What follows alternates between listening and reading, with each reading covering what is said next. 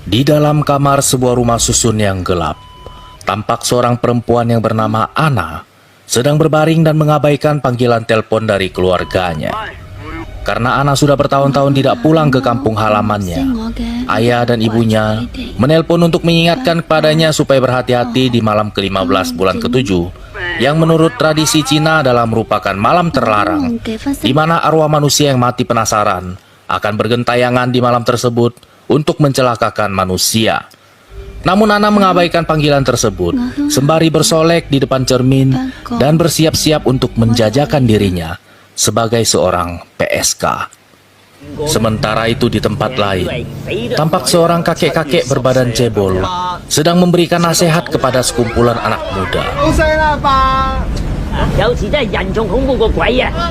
Namun sayang sungguh disayang, nasihat berharga yang diberikan oleh si kakek justru dicemooh oleh para pemuda itu, yang kemudian segera berlalu pergi meninggalkannya.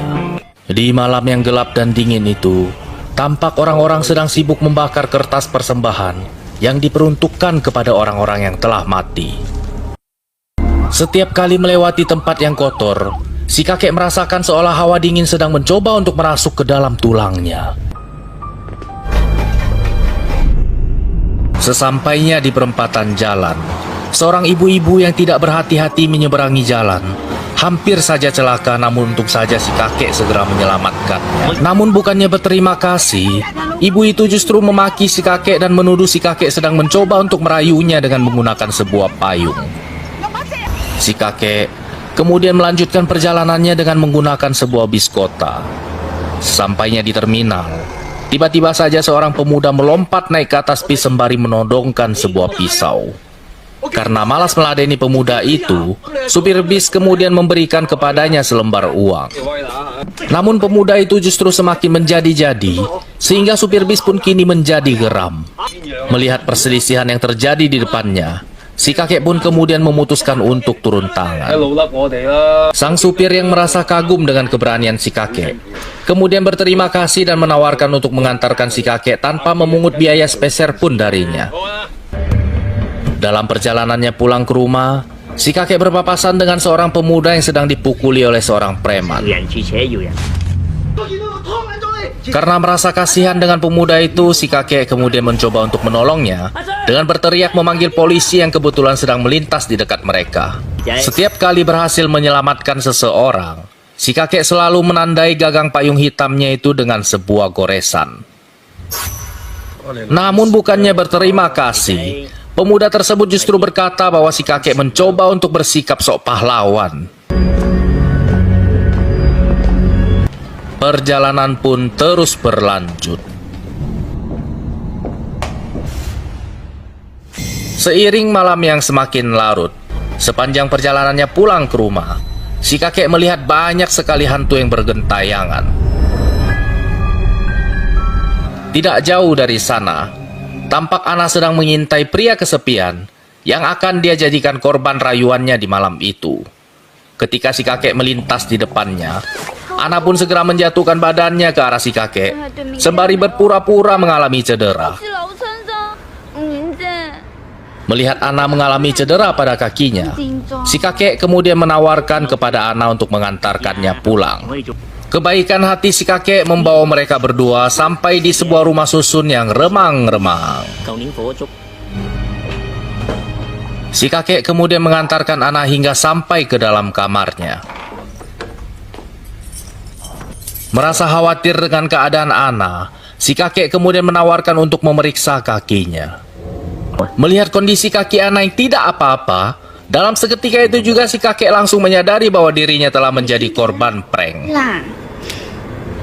Sementara itu Ana terus-menerus mencoba untuk merayu dan menggodai si kakek. Melihat si kakek tidak meladeni rayuannya, Ana kemudian si kakek terus-menerus mencoba untuk menasihati Ana, namun si Ana justru membanting si kakek ke atas ranjangnya. Karena si kakek tidak juga mau berhubungan dengannya, Ana kemudian memaki-maki si kakek.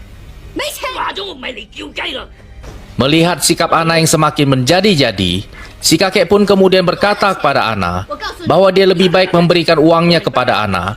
namun dia tidak mau berhubungan dengannya. Namun tak disangka-sangka, Ana pun kembali melanjutkan aktingnya dengan berteriak bahwa si kakek sedang mencoba untuk memperkosa dirinya. Di saat yang bersamaan muncul si preman yang tadinya memang sudah sempat bertemu dengan si kakek. Merasa dirinya telah terpojok, si kakek melepaskan kacamata hitamnya dan perkelahian pun tak terelakkan. Beberapa jam kemudian, pemilik rumah susun menggedor pintu kamar Ana karena ingin menagih uang sewa kamar darinya. Karena tidak dibukakan pintu, sementara uang kamar sudah menunggak, pemilik kemudian menelpon seorang juru kunci. Ketika sang pemilik berjalan memasuki kamar, tiba-tiba saja dia melihat darah berceceran di mana-mana dan daging manusia berjatuhan dari atas langit-langit kamar. Sementara si kakek tampak dengan lahap menyantap Ana yang sedang terbaring di depannya. Isi perut yang berceceran di mana-mana membuat juru kunci dan pemilik rumah susun segera lari ketakutan. Bermandikan dengan darah segar yang mengucur deras, si kakek melepaskan semua iblis yang ada di dalam hatinya karena niat baik dan tulusnya tidak dihargai oleh manusia sama sekali.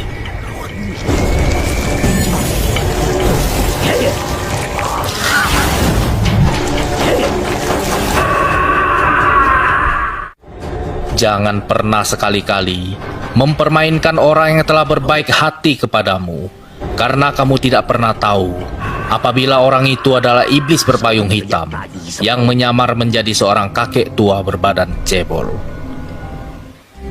1 tahun kemudian, tepat di hari ke-15 bulan ke-7, Ana berubah menjadi sesosok hantu gentayangan yang membawa sebuah payung hitam. Dan film pun selesai.